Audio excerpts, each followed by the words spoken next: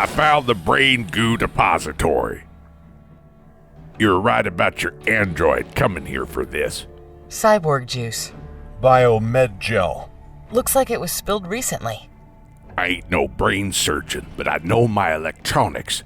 Your android was scrounging in these too. Cyborg repair parts? Upgrades.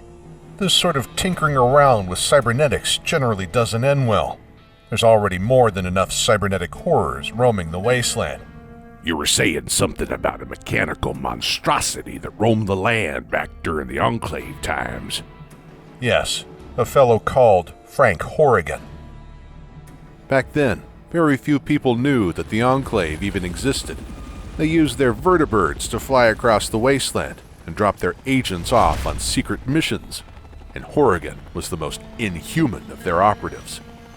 The Chosen One was a tribal from the north who knew less about the world than most people. They didn't know what to make of Horrigan when they saw him, a bunch of Enclave troops gunning down a helpless family. Time to die. They were giants in metal armor. They quite likely hadn't seen anything like it before, unless you count that canyon at Klamath. Look around, see if you can find any other signs of what the android was up to.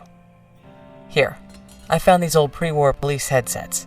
You should be able to tune into my frequency. Will we be able to hear your imaginary friend too? Daisy's real. You hear me, Tanner?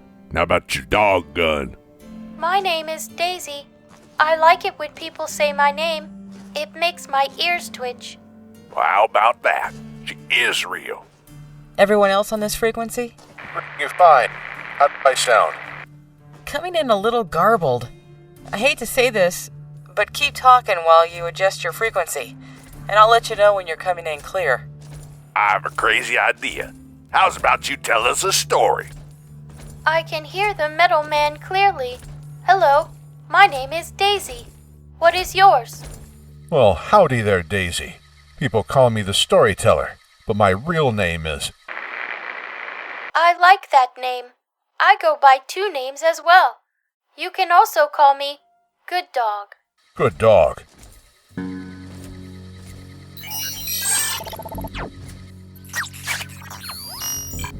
Looks like old Edna's the jealous type. Daisy, I was just telling my friends here about a fellow named Frank. You've probably never heard of the Enclave, but everyone in California and out on the East Coast knows about them. The Enclave were bad people. I do not like bad people. I bite bad people with bullets. These bad people had waited silently out in the ocean since back when you were a regular dog. I am still a dog. I am a good dog. Part dog, part gun. You really are a man's best friend, aren't you, girl? Well, while the Chosen One was wandering around the desert looking for the Gek, the Enclave had set in flying machines called vertibirds to capture the Chosen One's friends and relatives. Even though the location of Vault 13 had been lost to everyone in the Wasteland, the Enclave had access to pre-war records and communication systems. They tricked the people who still lived there into opening a big metal door that had been sealed shut since before the Chosen One was born.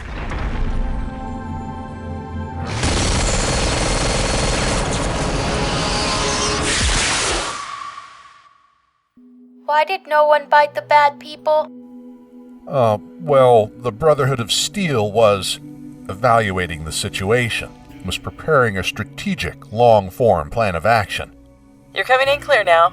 Sounds like Brotherhood propaganda, delivered straight into my dog's floppy metallic ears. I was telling Daisy about the Enclave. And how their technology was vastly superior to the Brotherhood's. I didn't see the NCR doing anything about them until after the Chosen One broke them up for you. So just how much better was their power armor than yours? The Enclave's abundant resources and access to pre-war research allowed them to pursue new engineering techniques that were unavailable to anyone else in the Wasteland. And they had them flying machines. They could swoop down out of the sky, round up a bunch of townsfolk and take them away. Not a thing a sheriff or rangers or a town militia could do about it. Towns like Redding. Yup. The Enclave had a plan that involved the forced evolutionary virus. The FEV was the same stuff that created the super mutants, and the source of it was the same base in Mariposa that the Master had used decades before. After the Vault Dweller blew the place up, all of the FEV was buried under tons of rock. The Enclave needed slave labor to excavate it. I grew up in Redding, little mining town just south of Modoc, which means it was square in the middle of nowhere. Back in 42, some fella came to town. Could tell he was a tribal, even though he wore a Vault-Tec jumpsuit.